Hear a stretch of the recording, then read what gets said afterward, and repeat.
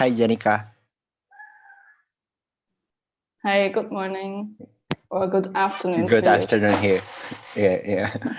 We are waiting for a few couple minutes, maybe 5 more minutes, 5 or 6 minutes. Yeah, All right.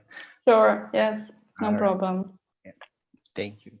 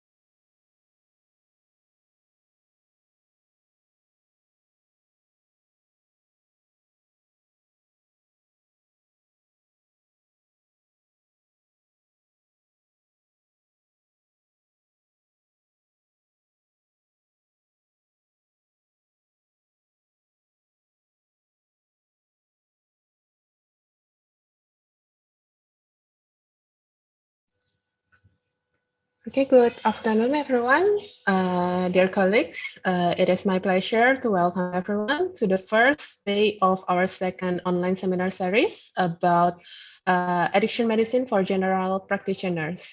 I am Dr. Evelyn Wijaya, a research assistant of Psychiatric Department of Atmajaya University. I will be the host for today's session.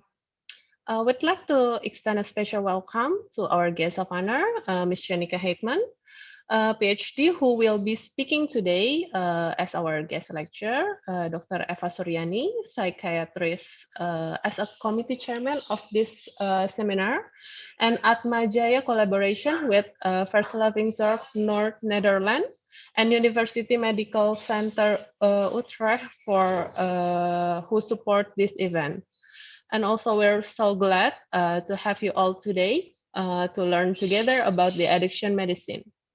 Previously, on the first online seminar series, we have discussed about neurobiology of addiction, evidence-based addiction medicine, and comorbidity, pain, and opioid.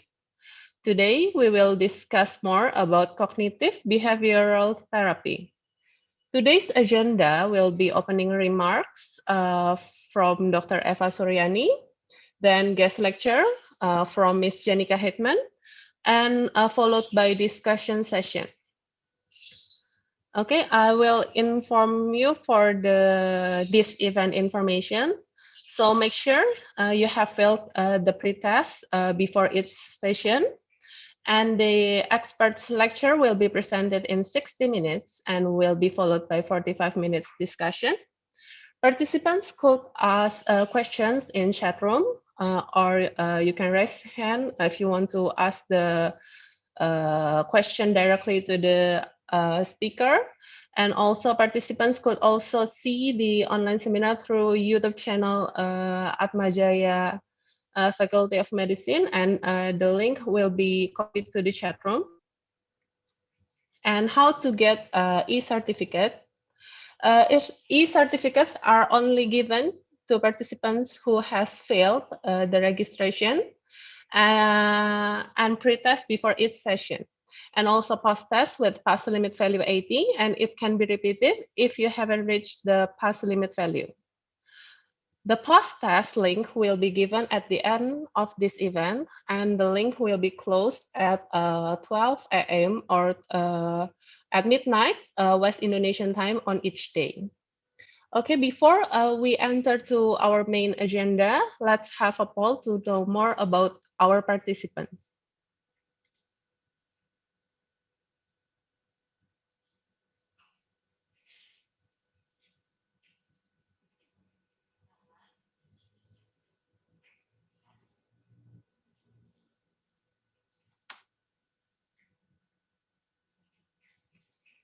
If you could see the question on your screen, please choose one and click the answer, and we will see the result together.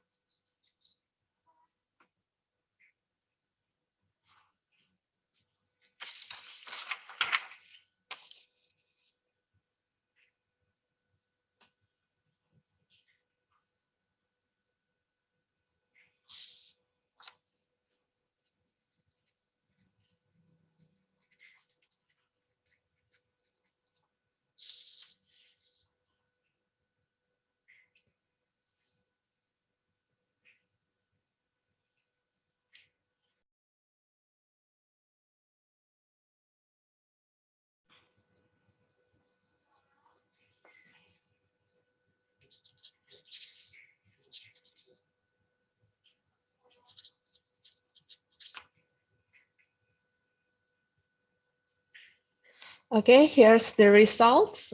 So there are 58% who have performed CBT and 63% who have ever received a training how to do CBT. From this poll, we can see that our participants still have not enough experience in performing CBT. CBT has the main role in psychotherapy, including in treating patients with addiction.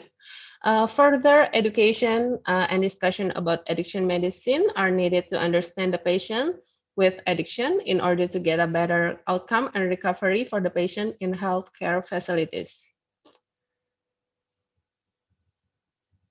To begin this program, we are pleased to have Dr. Eva Suryani as a psychiatrist and lecturer of psychiatry and human behavior at Atmajaya, and also chairman of Indonesian Consortium Addiction Technology Transfer to deliver the opening remarks.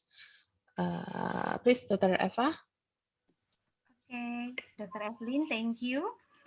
Good afternoon, colleague, and good morning, our honored guest speaker, Miss Janika Heitmann, PhD. I would like to welcome all of you in this second online seminar series, Addiction Medicine for General Practitioner. Thank you to every one of you for being here. After we held our first seminar series, which received appreciation for many participants, we are very happy to host the second series. This program, held by support the School of Medicine and Health Science at Atmajaya Catholic University of Indonesia, Nederland Addiction Center, and University Medical Center Utrecht. As you may know, substance use is one of the major public health problems and becoming a top government's concern.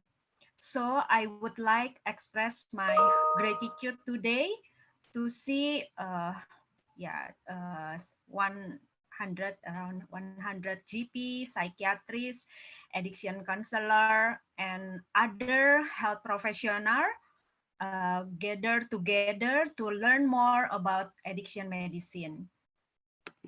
It shows many concern and care in the management of addiction, which especially require more psychosocial intervention. Today, we will learn from Janika Heitmann's PhD about cognitive behavior therapy as one of the most common intervention for substance use and behavioral disorder. I hope this will help us to provide adequate therapy for our patient. On December 2nd, we will have one more interesting seminar from Albert Batala Cases MD PhD about issue regarding comorbidity of addiction psychosis. On behalf of the organizing committee, once again, welcome to this seminar. We hope you can enjoy today's seminar and get a lot of knowledge you can share to other colleagues and patients. Thank you very much. I will Thank pass. you, Dr. Eva, for that wonderful remarks. Next, I would like to invite Dr. Eduardo Reynaldo as a moderator for today's seminar to read the CV of our guest speaker and lead the session. All right, thank you, Dr. Evelyn. Hello, good afternoon, everyone. It's been a pleasure to meet all of our participants here in this beautiful day. First of all, let me introduce myself. I'm a GP and you can call me Eduardo for short. Welcome to the first day of our second online seminar series about addiction medicine for GPs. It is my honor to be a moderator for this online seminar series. Especially in this opportunity, we will discuss more about cognitive behavioral therapy or CBT of substance use and gambling. First of all, may I briefly introduce you to our guest speaker from the Netherlands. We already connected with Janika Heitmann, PhD now. How are you, Janika? Yes, I'm doing very good. Thank you. All right, that's cool. She graduated with a bachelor's and master's of science in clinical psychology, cum laude from University of Groningen, the Netherlands, and education as researcher in experimental psychopathology, Dutch Flemish Postgraduate School for Research and Education in Maastricht, the Netherlands. Some of her significant publications include researches in field of implicit cognitive processes and addiction and much more in the field of behavior research and therapy, about sex research, and also substance use disorders related issues. Presently, she is working in Verslavingszorg Noord, Nederland, or VNN, in Groningen, Netherlands, as a psychologist and postdoctoral researcher. VNN is a Northern Netherlands addiction care specialty in addiction treatment that committed to people who experience problems as a result of addiction. Includes addiction to alcohol, drugs, tobacco, gambling, or even gaming. Well, I don't want to take too much of your time now, but before hand over the event to our speaker, allow me to remind you that if you have any questions, please write it down in the chat column below, and we will discuss questions from the floor at the end of presentation. Please keep your microphone muted, but feel free to turn on your camera because conversations become far more efficient and engaging when facial expressions are in play. And now, Janika, the floor is yours. Thank you. Thank you very much, Eduardo, for introducing me, and good afternoon, everyone. For me, it's still morning and still a bit dark outside, so I have more lights around me so that you can see me. Yeah. But in the meantime, it will become light. So yeah, I'm really honored that I can give this seminar today, in which I would like to share some knowledge on cognitive behavioral therapy and substance use and gambling. And I think we all know the disadvantages of the Corona periods, but I think these online meetings are one of the advantages. And so I'm really happy that we can share knowledge more easily around the world like this. Yeah, sure. So I have not a lot of experience yet with sharing my presentation with meetings, yes, but not with presentation. But I think I will start sharing my screen.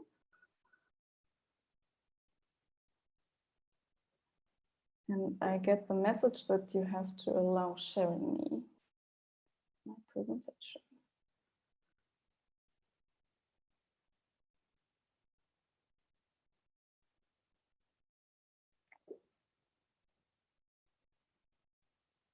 Says that the host has to enable sharing screen.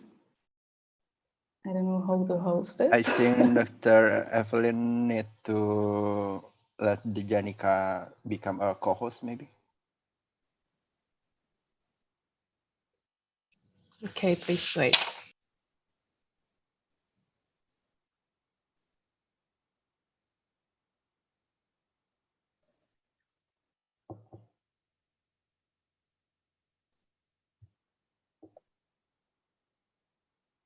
Or maybe Dr. EM or Dr. Eva as a host can make Janika as a co-host so she can share her screen.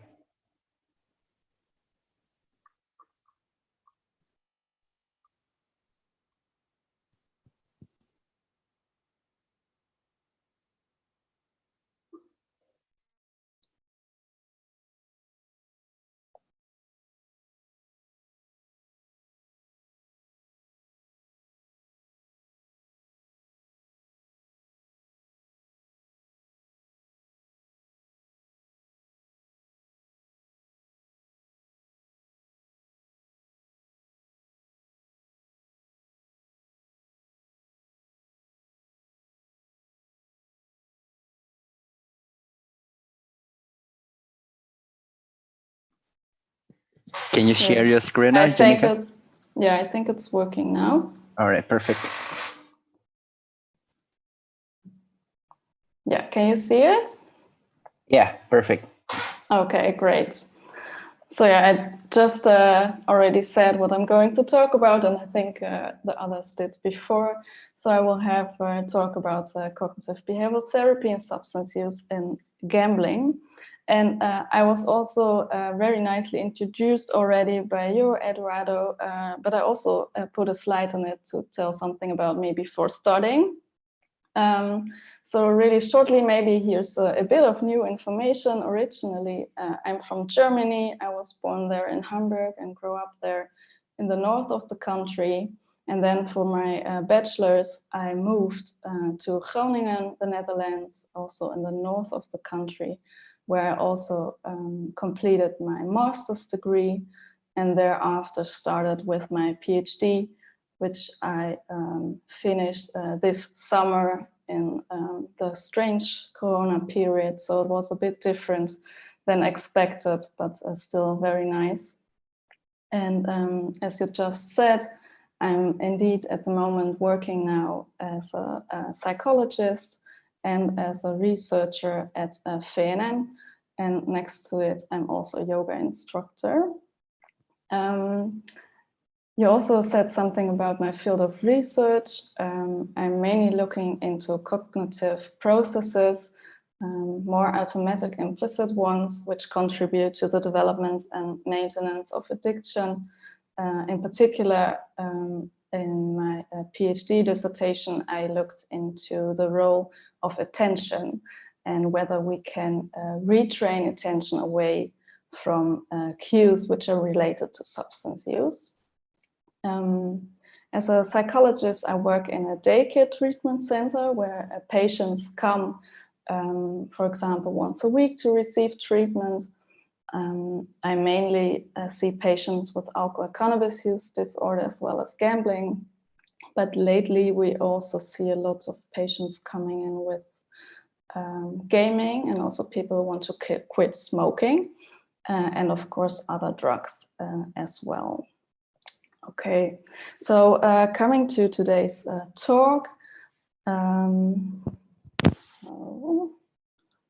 Yes, I would like first to briefly tell you about what CBT is. We already saw in the pool that roughly half of you know about it, received a pre-training, and maybe also conducted CBT, but I want to have everyone on board. So I will briefly talk about CBT in general, then CBT in addiction treatment.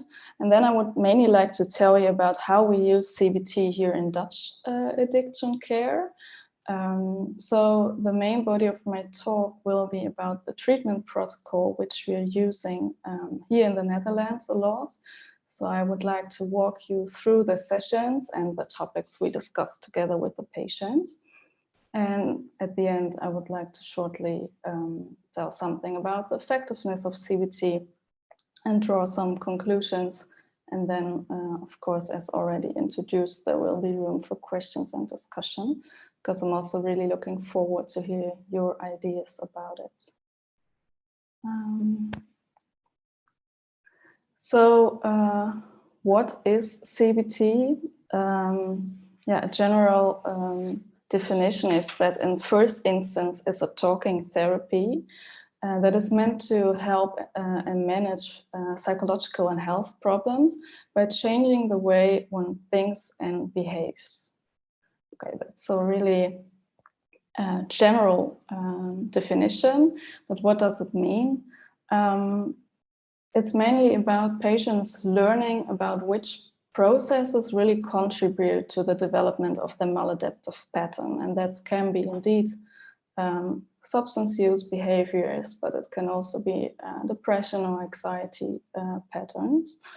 And then there is an important assumption to the idea behind CBT, which is that thoughts, feelings, physical sensations, and action are interconnected. So they all play a role in the maladaptive pattern that develops, and that they influence each other. And I will come back to this one in the next slide, where I also put this into a visual model. And I think one important part why CBT works is that it helps patients to break down their overwhelming problems, which sometimes feel like so huge and overwhelming, into smaller parts, as in each session you focus on one topic. And then I often see with patients in the end, once you have all the sessions, that people start to see the bigger picture. And I think this is special about CBT. Also important is that it's really about the here and now. It's dealing with the current problems. What does the patient face at this moment? What are the problematic thoughts or feelings, rather than focusing on the past. There are a lot of psychotherapies who look, for example, in how one grew up, how the family structure is, and this is not really part of CBT, so therefore it's different to other psychotherapies. Also, really characteristic for CBT that it follows a fixed structure. So most of the time it should start with a gender so that the therapist and the patient know what will be discussed in this session. You will work with specific goals so that the patient knows where he wants to go, and that you also at the end can evaluate whether the patient received that goal. CBT is also a therapy in which the therapist give homework to the patient so that the patient can really practice newly learned things in their own environment. And I think this is a really important one, as once you hear new information in maybe 1 hour together with a therapist, it's important that they really learn to do it at home, because there is where they face their problems. So I just said I have a model about the second point. So going to the next slide, here you can see visually the assumption or the basement of CBT, which thinks that these 4 aspects are interconnected and influence each other. So if you look at emotions, so everything what I feel is influenced by what I think and what I feel physically and what I do. And then again, what I do is influenced by everything, what I feel, what I think, and what I feel physically. And this is also something which is important in therapy to for the patients to understand, that these are not loose things appearing. Oh, I feel sad. I think that I need to have a drink, but they also influence each other. And I will come back to that when I tell you about our treatment protocol, so you will see this idea again. Okay, now I briefly gave you an idea about CBT, but next to what it is content-wise, it's also the current gold standard of psychotherapy at the moment. I think you, Eva, also said something about that in your remarks. And the reason why it is seen as a gold standard is that it's one of the most researched form of psychotherapy. So we actually know more about it than about other therapies. And in this research, it's systematically superior to other psychotherapies. Just a critical remark, once you research something really often, the chances of being it superior, of course, are higher. So there is also a connection between these two. But once they are researched and compared with other psychotherapies, they have been found to be superior to other ones. And another reason is that the theoretical models, like the one I just showed you, are also in line with what we think at the moment how the human mind and behavior works. So therefore, they are interconnected. Okay, then I would like to come to CBT in addiction treatment. If you look at different protocols, you see that there are some core elements with which are part of a lot of these protocols. And you will also see this back in the one I would like to introduce to you. And I think there will be also some ingredients which you can use in your daily practice. So the first one is the identification of triggers and antecedents. So what makes people use or gamble? What are the triggers to elicit these behaviors? And knowing that is a really important step in therapy. Then you see the stimulus control strategies, which are really about how can I control my behavior, what I can do instead of having a drink or smoke a joint. So do they, for example, need to avoid particular places, or yeah, there are different kind of ideas about that, and I will come to this in the treatment protocol as well. Another aspect is that it is important to learn patients how to deal with craving, because craving can be experienced as really overwhelming, which I think you also already maybe heard from patients. So knowing what to do once you have these urges is also an important element of therapy. As I just said, thoughts are also important. So decrease dangerous thoughts, which actually enhance substance use, is an important part of the therapy as well. Relapse prevention is also a core element, which is seen a lot in different protocols.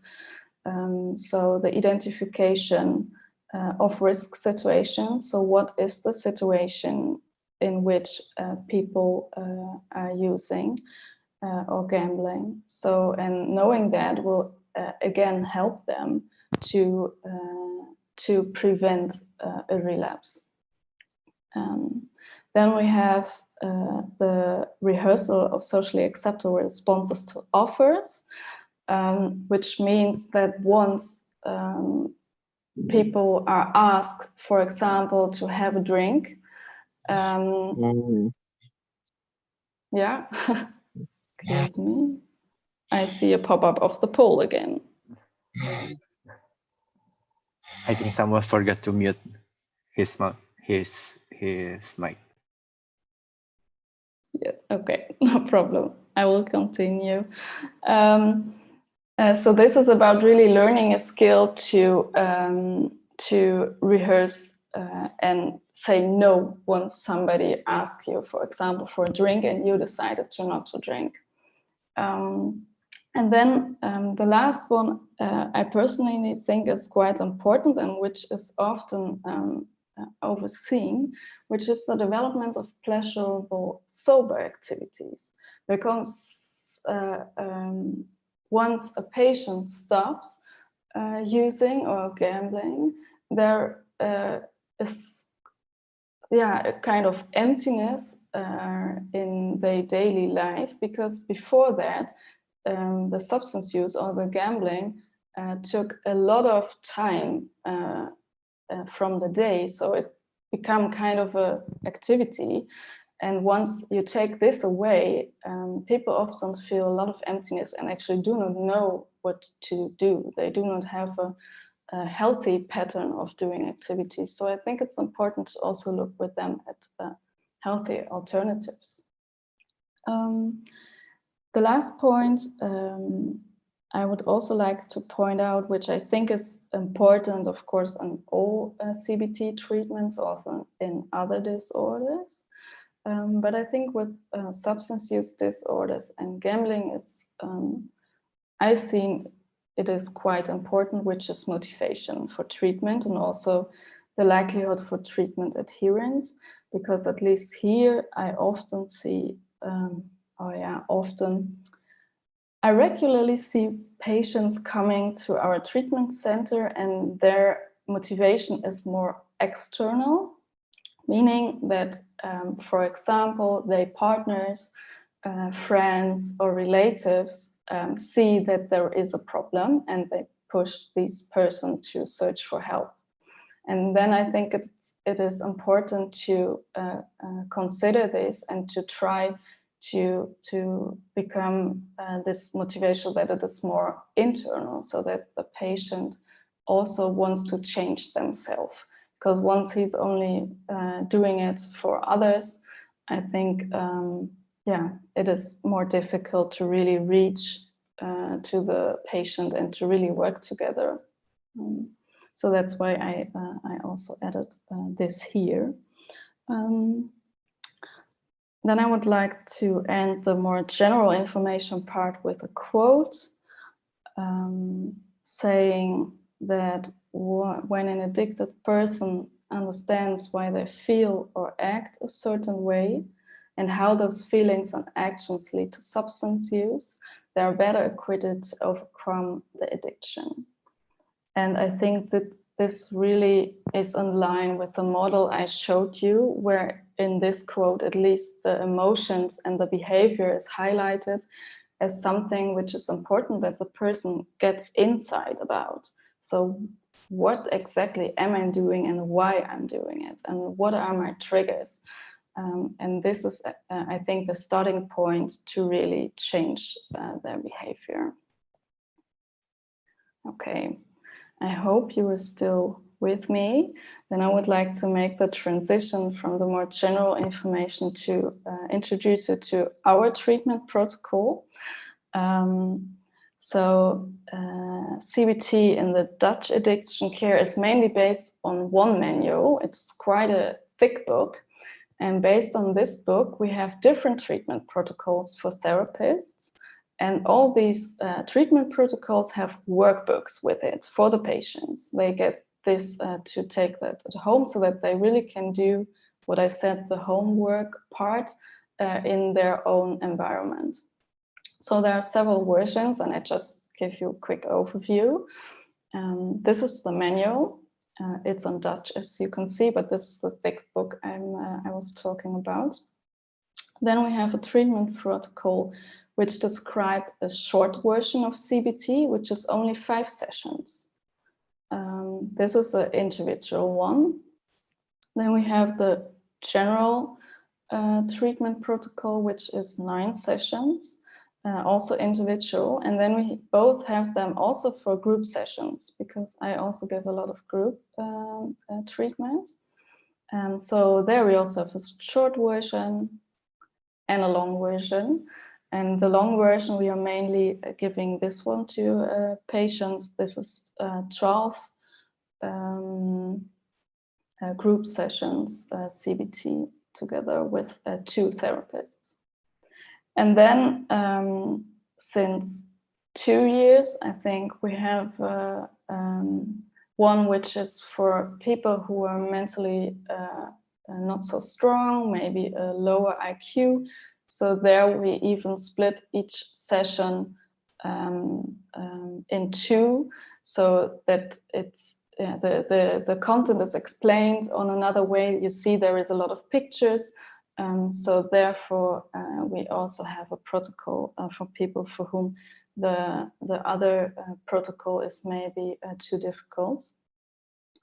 And then we now also have an English translation of the individual treatment protocol, and this is the one I would like to introduce to you. And here you see a picture of the workbook which we give to the patients.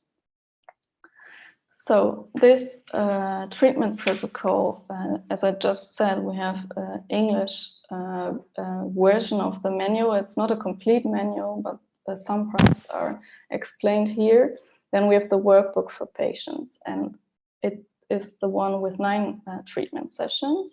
and there are 7 optional sessions as well. And my idea was to just talk you through the 9 treatment sessions so that you have an idea from what we discuss together with the patients. So this is where I'm going to focus on. So all these sessions have a fixed structure, and I will show you kind of the agenda. As I said, we work as an agenda. So in the beginning, I would tell the patient, okay, now we're at session 1. And the main subject here is preparing for change. It's really the starting point of the therapy. And we would introduce the rationale of the treatment to the patient. And we learn them how to register their substance use and gambling. And the registration, I will show you in a bit, is a really important part of this therapy, as it will come back in all sessions. We always start the sessions with the registration. And then in this first session, we will also look at the disadvantages of substance use and gambling and the advantages of changing behavior. And this one is really about increasing motivation to change. Also, once I have a patient who is maybe more externally motivated, I try to discuss whether he or she also see any disadvantages of their own use, and whether there may be advantages once he or she would change the behavior. So the rationale of the treatment, this is how we explain it to them. I start with the behavior, and I tell them, this is why you search for help. You want to change something about your behavior, which is either substance use or gamble. It can be gaming. That doesn't really matter. So this is a starting point. You want to change this, but to change this, it is important to know why this behavior developed. Because behavior does not appear out of the blue and at once you drank every day. There was something which made you drink. So I explained them about maintaining factors, saying that that there must be a reason why you started drinking. It somehow had some benefit for you, and this benefit can be either that it adds something positive.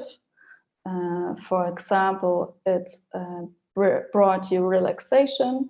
But it can also be that it took something negative away. For example, sadness. Maybe it's a person who feels sad a lot, and once he has a beer, then the sadness starts to decrease. So there is something that elicited the behavior. And then next to that, there are also triggers. And these triggers can be either external, meaning that, for example, a particular place or a particular person, making them showing this behavior. And then there's internal ones, as I just said, which might be feelings, being sad or anxious, but also thoughts can be internal triggers, and also craving. So in the combination of these they both enhance the behavior. That's also why the arrows are showing to the behavior. So they make it, how to say, something which is continuously repeated. And so the focus of the therapy would be to understand what are your maintaining factors, what are your triggers, and then knowing that, you can start changing the behavior. After explaining that, as I just said, the registration is an important part of the therapy. And I here have a picture from the workbook, which I have here next to me. This is the one I'm talking about. And the registration has two goals. The first one is to systematically write down the use of gambling. It's kind of a diary to see how much a person drinks in the beginning of the therapy and whether you see progress throughout. And then secondly, it's about learning about your triggers and maintaining factors. Because as you here see, for example, we have a registration from a Friday evening, 7 p.m. The patient is at home with Susie, I assume the girlfriend, watching TV. And there is a thought, she's nagging me again, I can't stand this. And there's also craving, the physical sensation, and the emotion is being angry. And then this patient wrote down, what did you do? I walked the dog and I did not smoke a joint. So we can assume that this person in the same situation would smoke a joint maybe earlier in the therapy. So there you start seeing, okay, the thought that she is nagging me elicits craving, and you can call this a risky situation. But here, somehow this patient managed to not smoke a joint. So he did something different, which is maybe walking the dog, which he would not do before. Oh, sorry, that was a bit fast. But I think you got the idea about the registration. So, and this will come back in each session. I will always start asking, how was your week? Which registration do you want to discuss together? And then we would see whether there's new information in it, which tells us about the triggers. Then in the second session, it's about goals and how to reach the goals. So you make it really specific, what the person wants to achieve.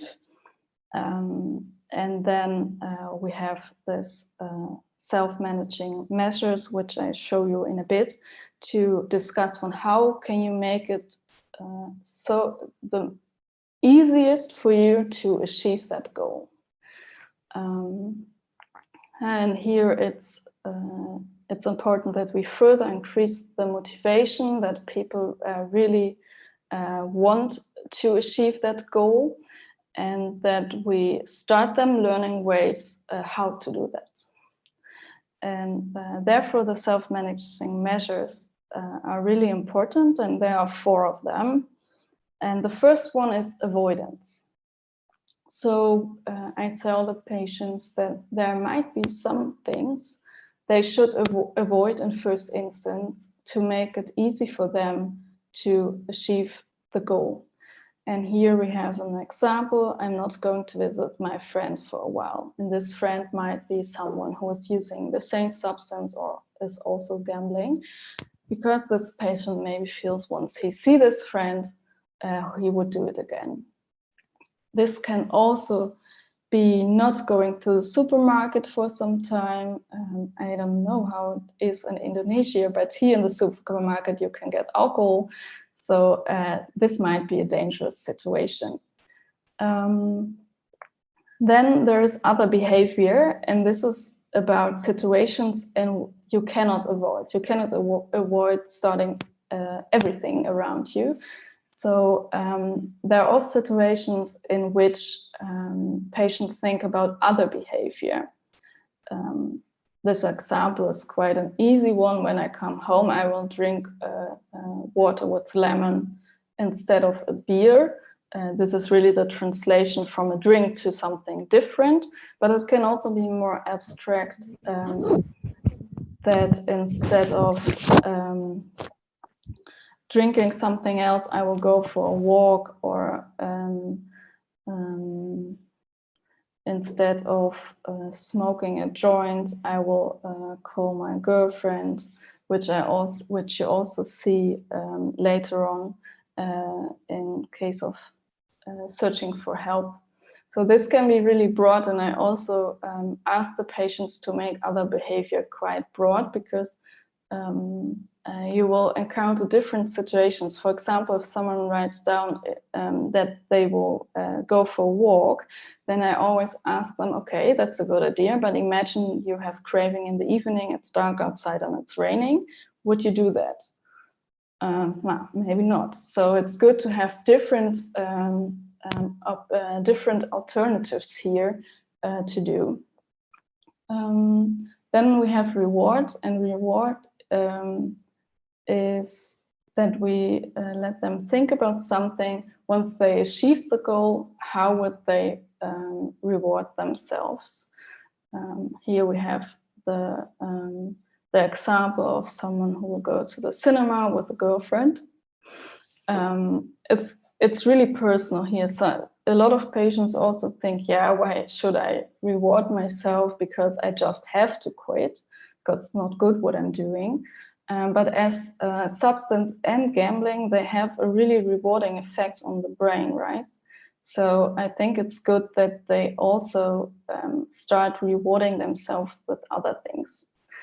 Here we also say, it's also good to say every day to yourself, yeah, I did it good. I'm not used today. That's also a reward. And then finally we have the useful activities. And this is for situation in which they did use or gamble, although they had the goal not to, so that they can do something else. Because what we see is if someone has the goal to not to use or drink, and then it happens, they feel really bad, guilty, ashamed. And then they start thinking all these bad thoughts, and they kind of lose themselves in it. So then we say, before this happens, you think about a useful activity, which you will do at that moment, being, for example, sort out my wardrobe. It can be I will clean up my house, whatever, but that they do something useful so that they feel better afterwards, to kind of break the circle of all these negative thoughts. And these self-managing measures are really important ones. And most of the time, patients tell me afterwards that finding the self-managing measures which really worked for them helped them a lot. And this is also really try and error. Thinking about things what I could avoid or what I could do otherwise, and then trying it. And then again, maybe see, okay, this is not working. I have to think about something else. So it's really a working process. Okay, then I will go to the third session. You see always that the subject from the session before comes back. So we would discuss the self-managing measures again. I would ask whether it worked for them this way and see whether there are new things they tried. And then there's always a new subject, which in the third session is the functional analysis. And also to explore more the risk situations. The risk situations are also a way to get to know more about the triggers, the external and internal triggers. So there we'll have different situations in the working book, and then they will say whether their temptation is really high, and compared to that, whether they're self-confident or not to resist this temptation. But for now, I would like to show you how we do the functional analysis in this session together with the patients. This is the structure we are using. And I always start here with the behavior. Again, I refer back to the first session and explain them, this is why you searched for help, this is what you want to change. So here you will put, for example, example, drinking too much alcohol or using cocaine or whatever the behavior is this patient wants to change. And then you look at situations, triggers, whether they're external, internal. So based on the registrations, the sort of diary scheme, you already look, okay, what do you think? What are your triggers? What are the situations in which you are showing this behavior? Then we would fill in all the negative consequences. And then the most interesting one is once they see this on the whiteboard, I would write this down on the whiteboard. They see their behavior, they see, okay, these are situations, and they know, okay, these are all the bad consequences of my behavior. Then they always have the question for, yeah, but why am I doing that? What is the benefit of it? And so I will start searching together with the patient what to put here in this circle. And I brought one example for you from a patient of mine, in which drinking too much alcohol was the behavior, which was mainly in situation in which the patient was alone at home after work. So once another person was at home, he would not drink too much alcohol. And the negative consequences were money, that it costs a lot of money, the alcohol, that he would feel sick the next morning, and that he would have an argument with his wife. So, and then I explained, yeah, but there must be something which is beneficial in the way that it adds something positive or takes something negative away. And we came that there are both of them, which is relaxation. So it brings something positive, the alcohol, but it also takes something negative away, which is boredom. So once this person was at home alone, he felt bored, and drinking alcohol reduced that feeling. So once you have this scheme together with the patient, you can start thinking where to change things. And looking at this scheme, I discussed with the patient that, for example, the boredom, could he do anything else, another behavior to reduce it? So he started to search for other activities once he is alone at home. And then we also discussed, yeah, what are other things you feel relaxed afterwards? So actually really looked into how to put something different here to reach the same things, because this is actually what he kind of want to achieve, right? Of course, after work, being alone at home, you would like to do something what is relaxing, or you do not want to feel bored at least. So then we searched what you can do instead of drinking. Okay, I'll go to the next session, in which the main focus is on emergency measures. As you see, we will discuss the functional analysis again, and then we talk about relapse. This is most of the time a subject people do not want to talk about.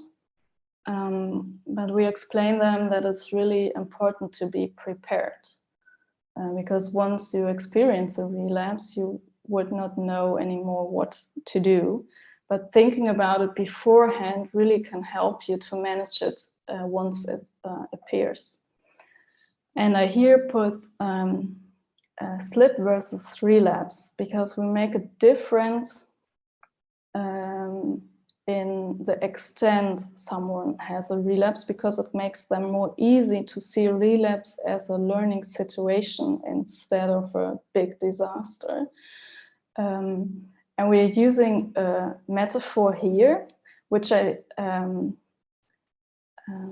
recognize is maybe not so practical in Indonesia, because we're thinking about it as walking on ice. And I thought probably in the winter you do not really have ice over there, so maybe it's a bit abstract. But we tell them, okay, you walk on ice, and a slip means you slip out, you fell on the ice, but you can quite easily get up again. And then a relapse would be to really crack through the ice, to really fall into the water, and then it becomes more difficult.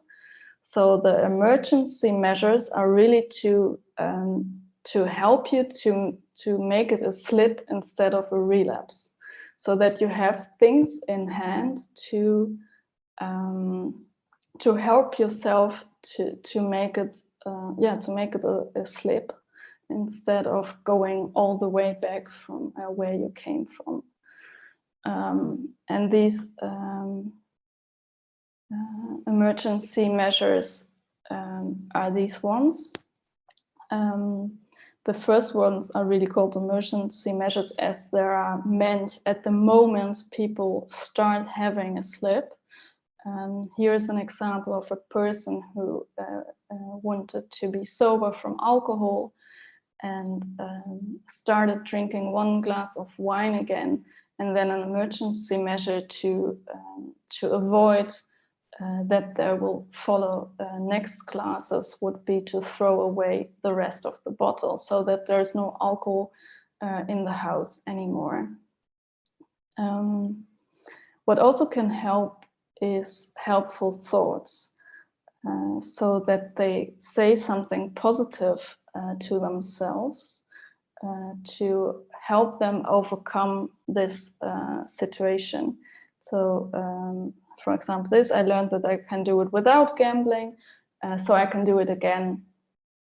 Also, help is an important one, so that you use the environment around you, so that you can call, for example, your girlfriend or your parents, whatever. And then there might be also actions after, which are important. Once you have used cocaine again, you will not go out for a week. And in some cases, also medication might be a possibility. So you really make a plan together with the patient what to do once it goes wrong.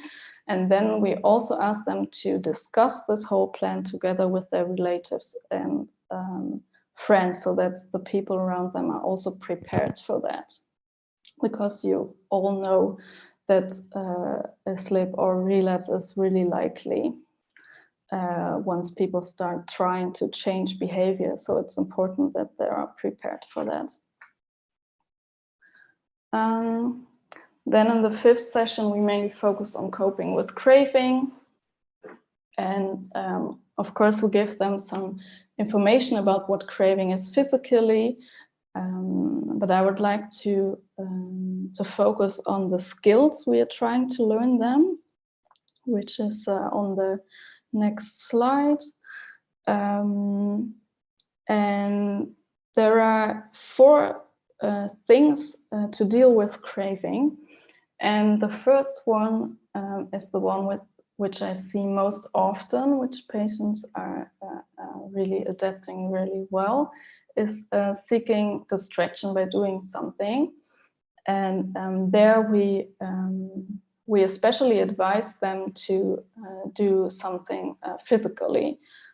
For example, sports, domestic work, or gardening, to really be physically active, because of course craving is also a physical process, and once you do something, your body would start decreasing the craving faster.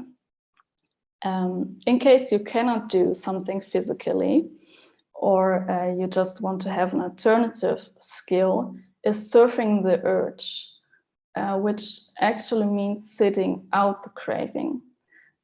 We explain them that the physical sensation of craving lasts at most 15 minutes. So surfing the urge really means you sit down at home and you start feeling, how does this craving feel for me? Where do I feel it? And then you sit it through. So it's kind of the opposite of the searching for distraction. So really you're with the craving. Thinking differently is another strategy and skill. Patients also using this one a lot to say something against themselves. Oh, I'm strong enough, I can handle this. That also really helps them to go through this urge of around 15 minutes. And of course here, searching help, talking to relatives and friends can also be helpful. I will go to the next session. I also look at the time, so therefore I go a bit quicker. Here we are focusing on changing thoughts. So when we come back to the model in the beginning, we said that thoughts are also an important one in the interconnection together with emotions and behavior. So we first try with the patients together to identify their dangerous thoughts. For example, here I also put a picture from the workbook. I have enough money to use or gamble. I need something to feel better. And there's a whole list of thoughts, and I would go through it, whether they think this is something which pops up in their mind regularly. Most of the time I also say it's kind of your devil sitting on one of your shoulder and telling you to use or gamble. So it's something that enhances or allows you to show that behavior. And then once we identified some of the dangerous thoughts, then we would sit and see whether we can make a helpful thought out of it. For example, I have enough money to use or gamble. The person can train themselves then thinking, I want to spend this money for buying a house later. If this is a helpful thought for this person, and then we would test whether it is a helpful thought. So we have 3 questions. So the example I just said, I want to collect my money to buy a house later. Then I would ask the patient, does this thought help you not to use? And then the idea is that once he said yes, it's a good indication for a helpful thought. Then you would see, would another person think the same in this situation? Yeah, I think yes, maybe a lot of people would like to collect their money to buy a house. So yeah, and is it accurate? Yes, because I plan to buy a house later.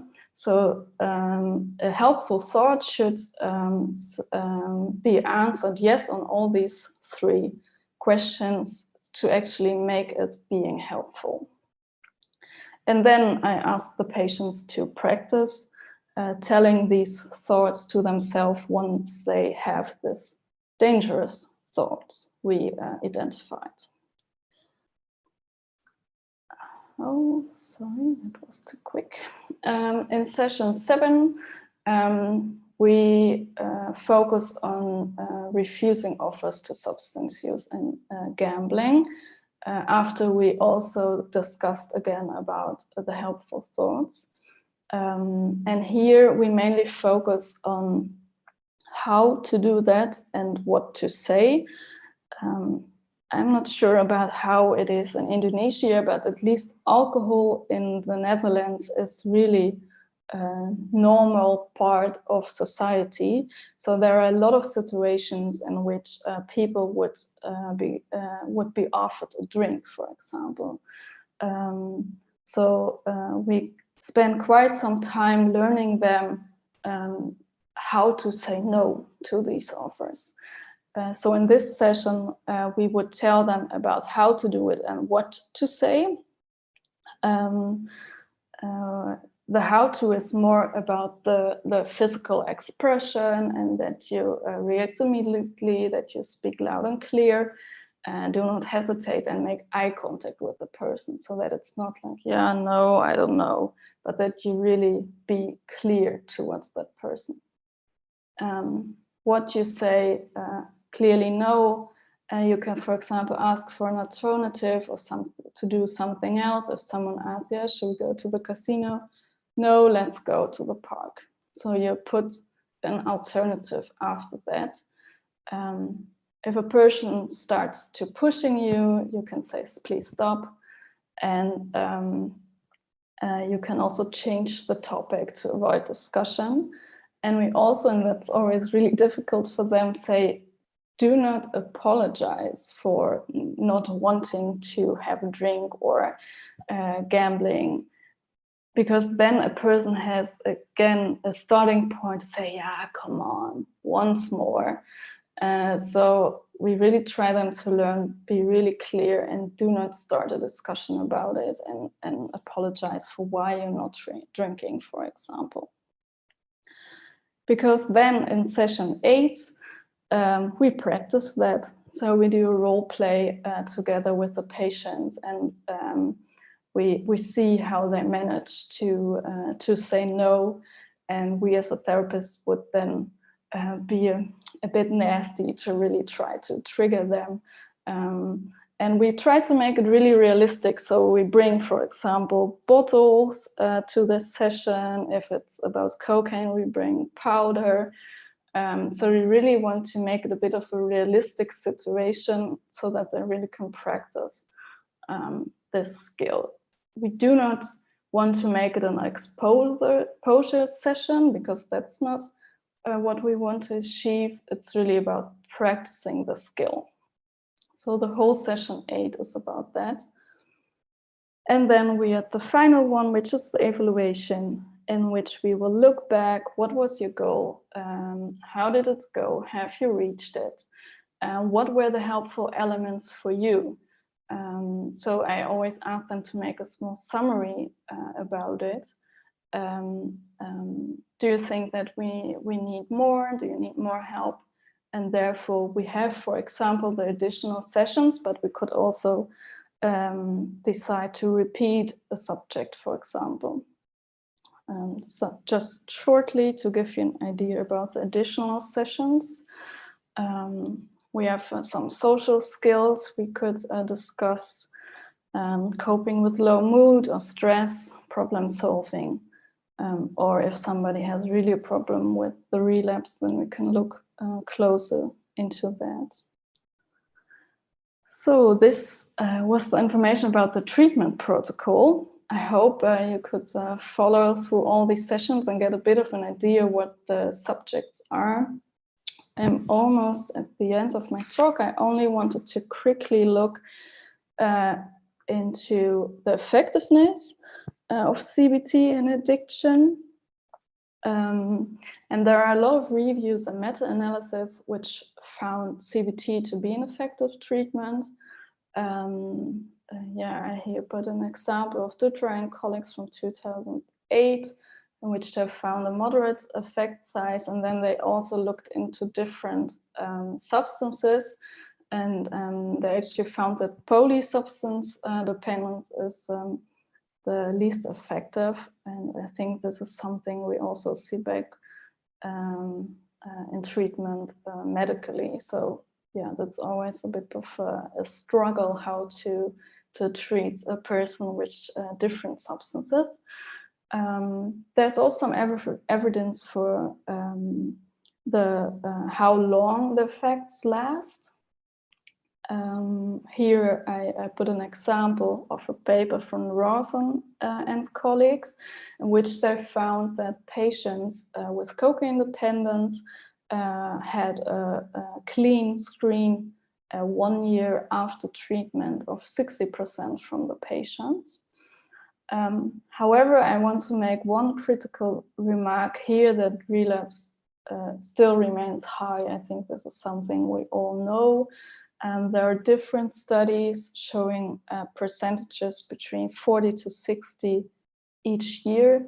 I myself conducted one study in my PhD period, in which we actually looked at an add-on treatment tool. So we were not mainly interested in the effect of CBT, but the CBT was treatment as usual. And we found that around 60% of the patients relapsed after treatment within a year. So I think, yes, CBT is the golden standard, but we should not rest on this idea and just continue, but we also should focus on, can we still improve it, and maybe add elements to it, or add medication, for example, search for combination therapies.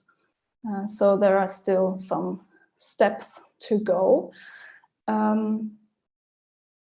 That brings me to the end of my talk. So I would like to thank you a lot. I'm not sure how to pronounce it, Terimatoshi.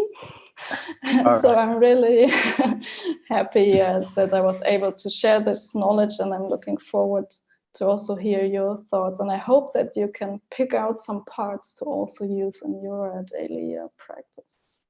Sure. All right. Thank you very much for interesting talk, Janika, and timing just perfect. And we got a few questions here already. So one question from Mr. Firdaus. So he also want to share that he has an online gambling addiction patient.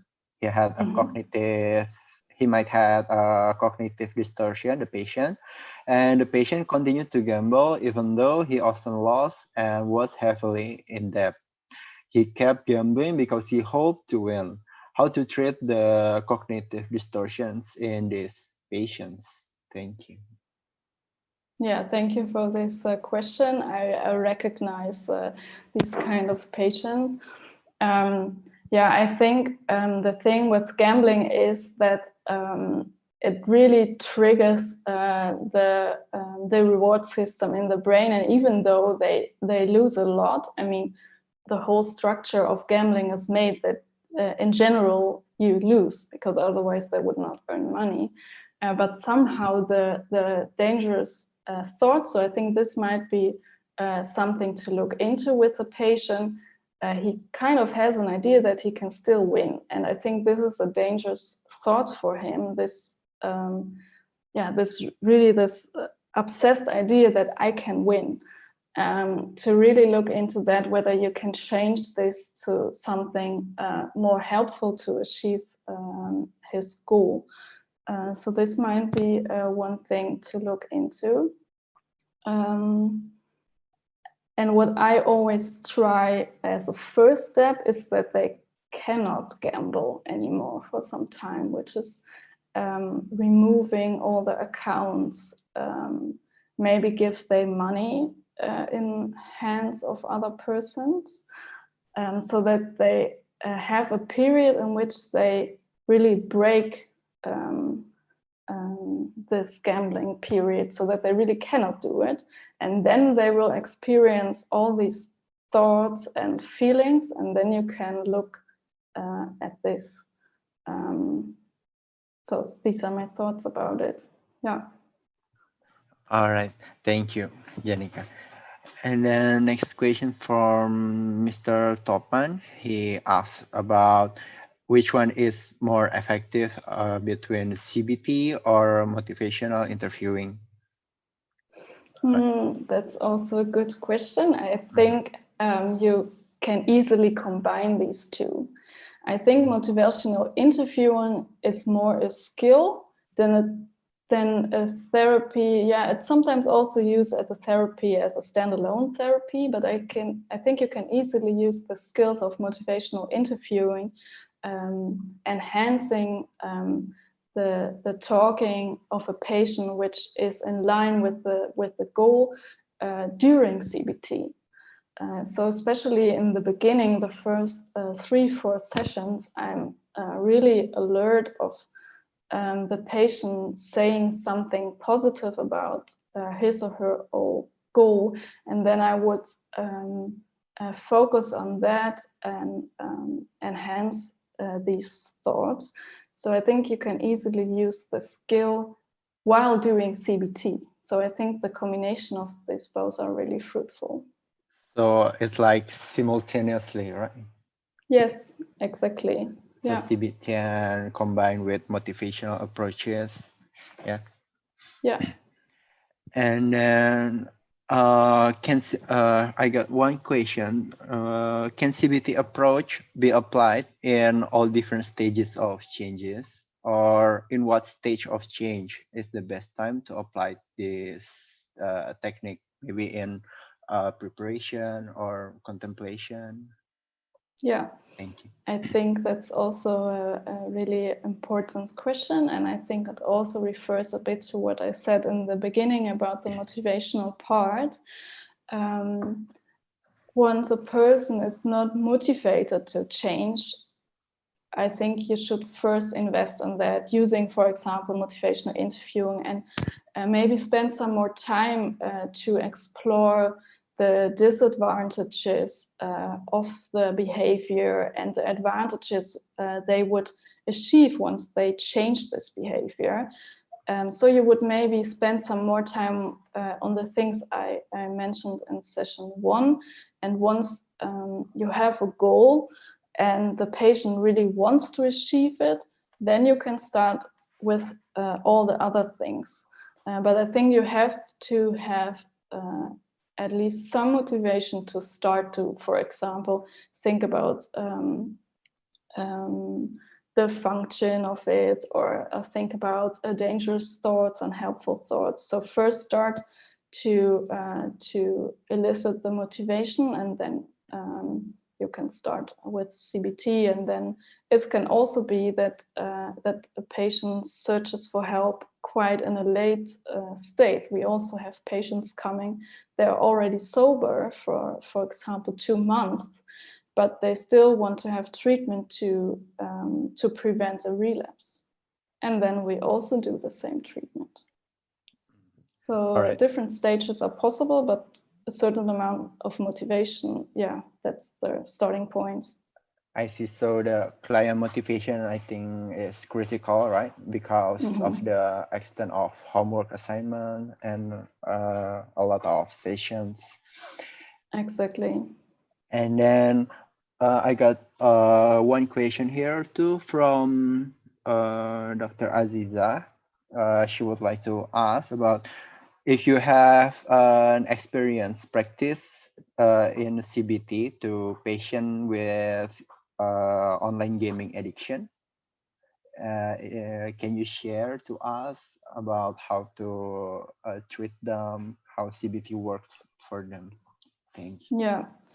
I think most aspects are the same. I have actually 2 patients which I saw for online gambling, and I see a lot of similarity with gambling.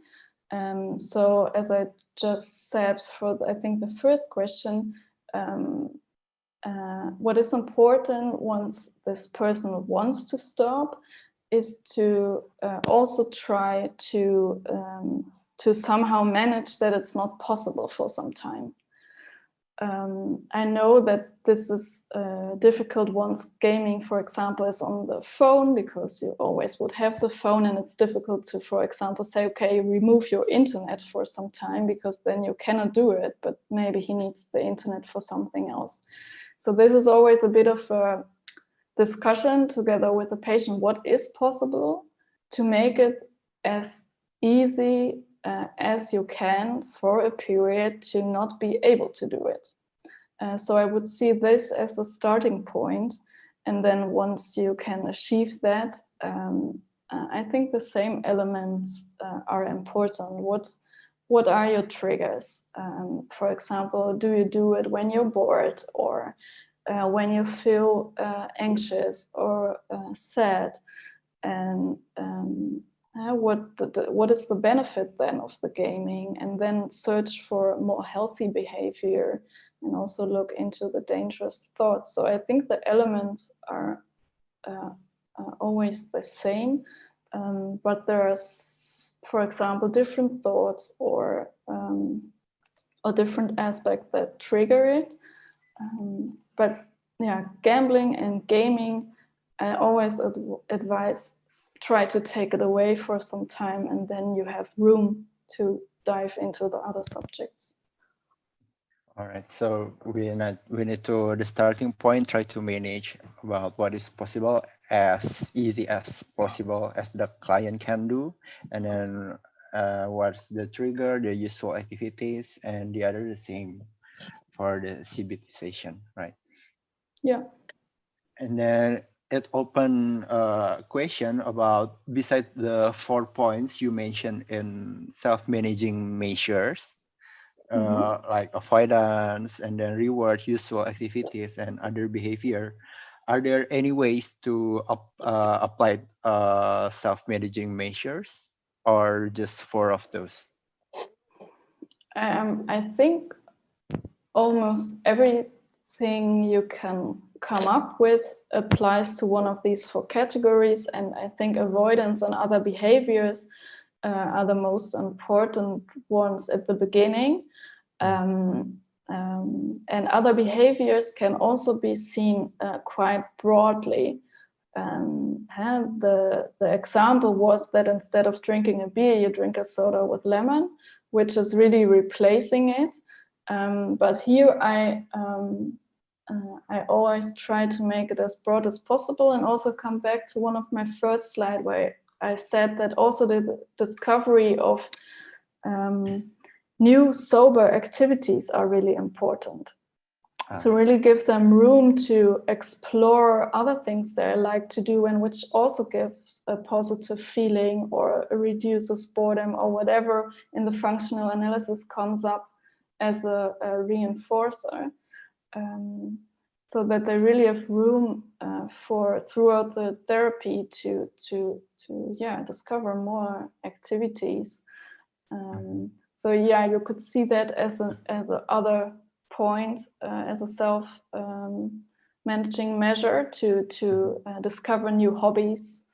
But I think you can also put it under the other behaviors and then just make it a bit more broad. Okay, so the most important, I think, the useful activities, right? The mediation. Yeah, that's an important one. And then I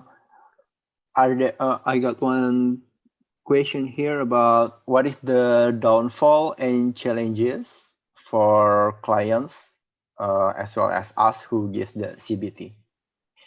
Maybe the challenges. I think the first challenge is what we already discussed about the motivational part, that you really should invest in the beginning, that a patient also want to commit to the treatment, that he wants to commit to the idea that he has homework to do, that you really ask them to work on it in their free time, because if we do not do that, I think we easily can have the problem that they quit elsewhere in the 3rd, 4th session, because they are not really convinced that they really want to do this. So at the beginning, building a good relationship and explaining about why these things are important, and to invest in the motivation for treatment adherence. I think this is important, because otherwise it can be really difficult, and then maybe at once the patient would not show up again. All right, so I think the challenges is about the motivation and about the good relation between the counselor or the social workers, right? And the client. And then I got one question, another question from Dr. Christiana Sister here about how far do you involve significant others like family or maybe your wife or husband or your loved one for the treatment? Yeah, nice question. Yeah, we are busy to involve them more and more. in general, we always put in the introduction letter that patients are free to bring a partner or relative or friend for the first session, also for the intake before we even start the therapy.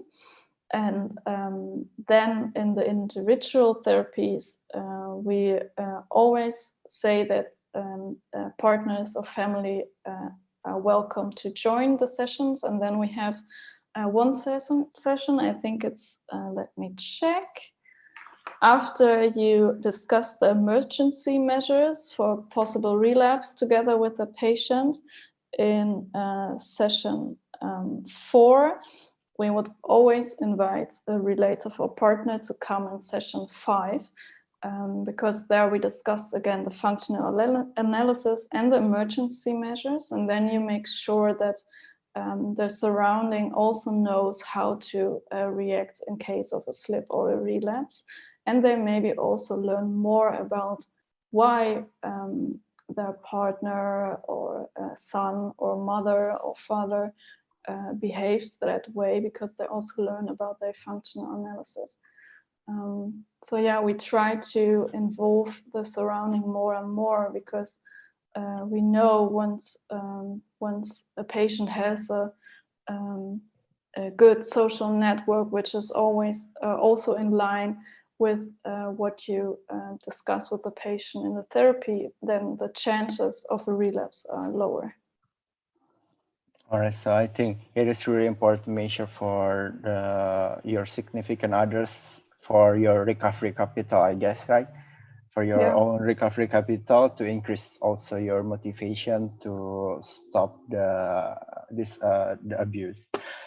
And then I got another question here about, so if all right, so can a GP do CBT in Netherlands maybe, or they need like a certification or any courses first for? Yeah. In the Netherlands, the GPs generally do not CBT, but they would send patients either to a psychologist, which is working at the GP practice. So we have most of the time practices in which also a psychologist is there, and they can treat like mild problems. So they got education for different kinds of disorders, and they're able to treat mild disorders and problems. And if this is not enough, as the problems are worse, then they would advise the patients to come, for example, to us or similar institutions. So yeah, here in the Netherlands, GPs are more the first line and helping for the first steps. And then once somebody needs really therapy, then they go to another treatment center. But this is just how our structure is based. So I think still, as a GP here, I think there are some elements of the treatment protocol I introduced to you, which you can already use together with the patient, for example, while waiting for a therapy place in our institution, which is looking, for example, at disadvantages of the use and the advantages, so to already increase motivation for therapy once he or she can start. And maybe also already look at self-managing measures. Are there things you may already can start avoiding, not going to the club, for example, or search for other activities which are also good for you to do. So yeah, even here there might be some elements which they can already use to help them while they're waiting for a place for therapy. All right, and then for the psychologist, do they need like certification, or do they need to be certified to do CBT here? No, I think the ones who are working at the GPs, they have a master degree at least in psychology, and then they do not have additional training. Of course, they can have, and I think it is advisable to have. But I think it's not mandatory for them to have. So once they have their master degree in psychology, they can work together with the GPs and treat mild problems. But once you want to treat more severe problems, then you need to have a training or at least be under good supervision. So that's a challenges too, right? So the approach requires specific counselor training in CBT principles and techniques. Yeah, but of course you can use the more simple techniques which you can also learn by yourself. And what I said, like the advantages and disadvantages, those are things you can always do. Yeah.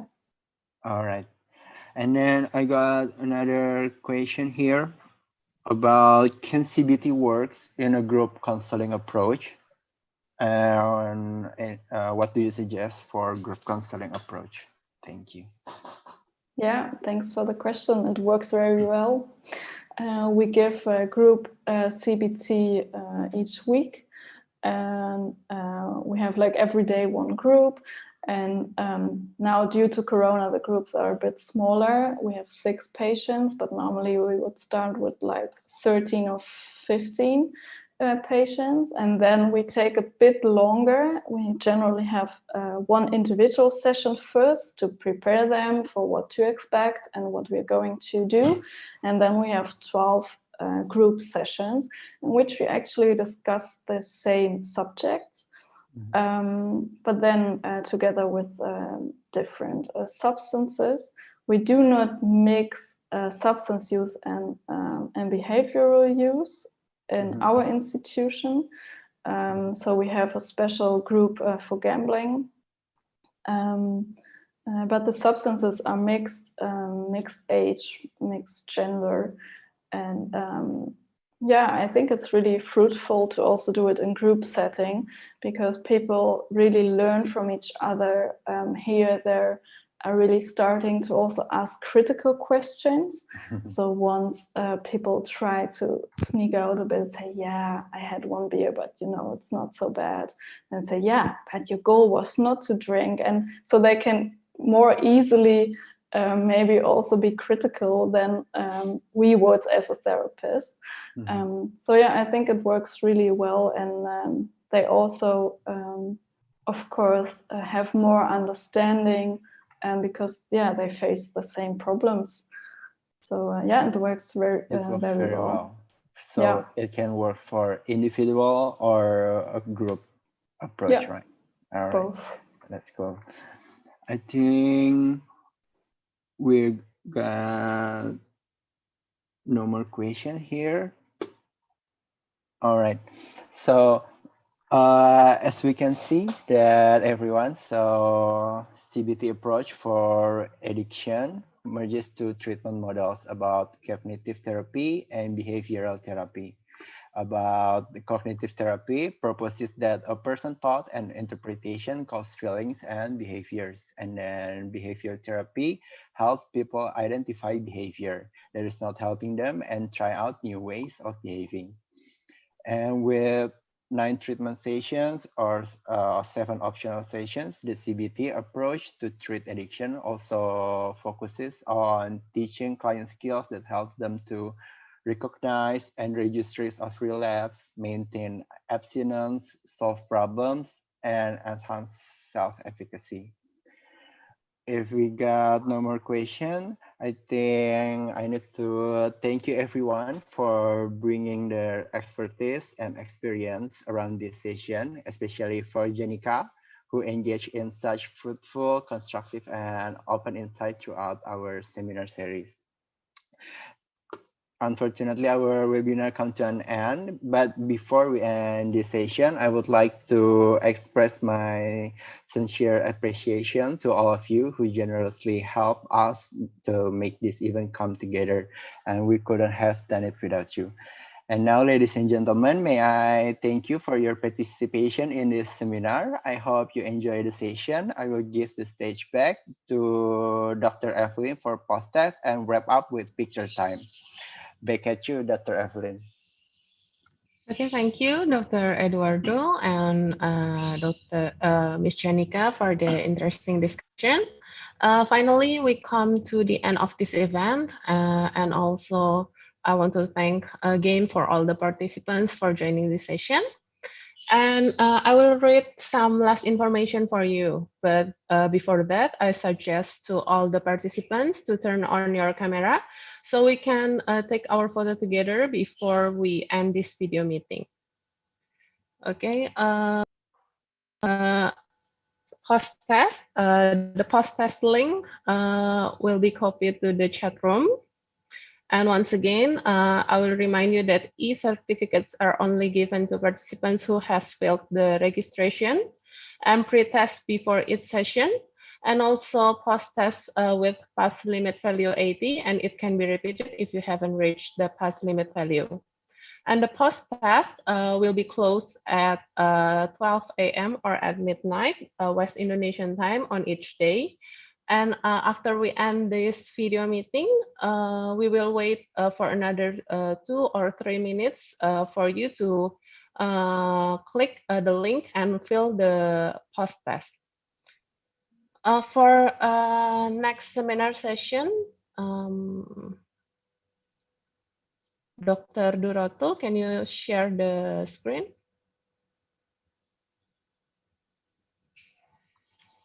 Okay, next.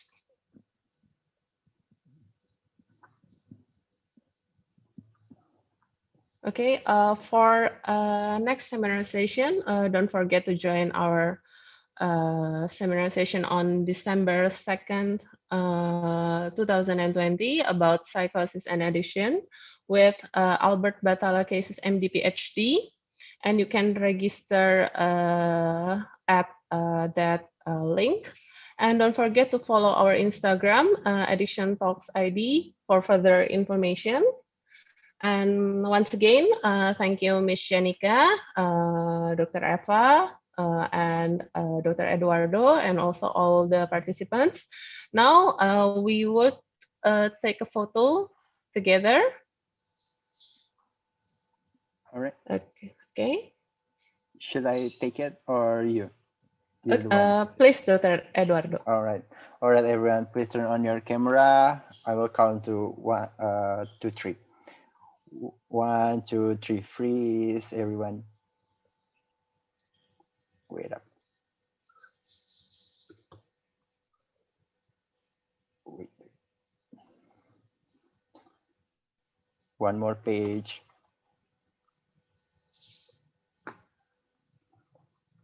All right, that's cool. Perfect. Thank you. Okay, thank you. See you next week. Thank you again. Thank you, Janika. Thank you, everyone. Thank you, everyone. Thank you. Dr. Eva. Thank you. Dr. Thank you, Edo. Janika. And there is a regard from Reta. Miss We Janika. know her. Reta from the psychologist from faculty Yeah. from Atmajaya. Yeah, she knows you, and yeah, but she cannot join today. But that's a pity. Thank you. Send her my greetings back. Ya, Dr. Satya, terima kasih. Hai. Dr. Satya. Halo. Halo, Dr. Satya. Apa kabar? Gangguan nih. Saya lihat juga ada dokter. Tadi pakai laptop. Iya.